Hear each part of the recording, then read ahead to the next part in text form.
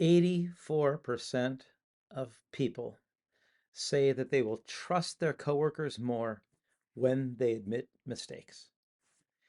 If you've been following this over the last couple of months, you know we've been talking about trust in 2024.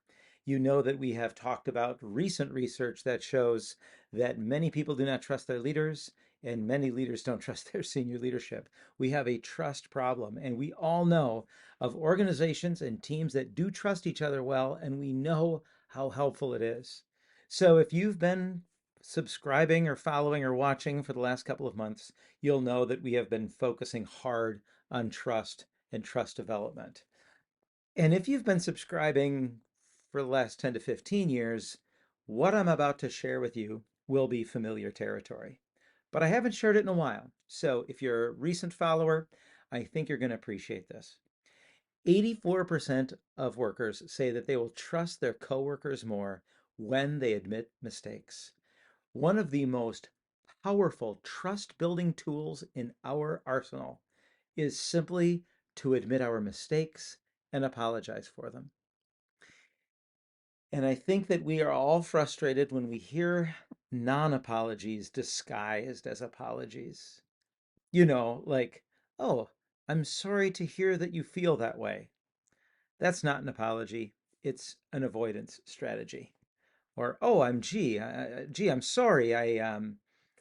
But I didn't really think about that because you didn't really tell me. There's this I'm sorry, but that then is just an excuse preceded by the phrase I'm sorry, but.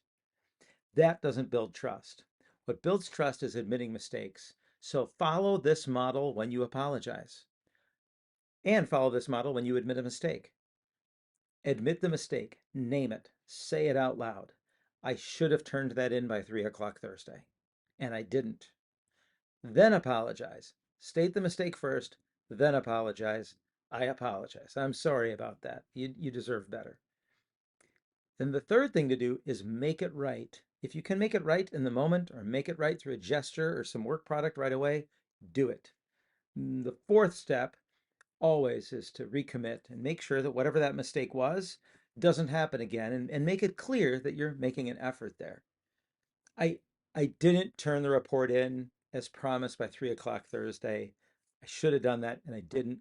I'm sorry. Those are the first two steps. Third step, I'm going to get it to you within the hour. Will that be okay?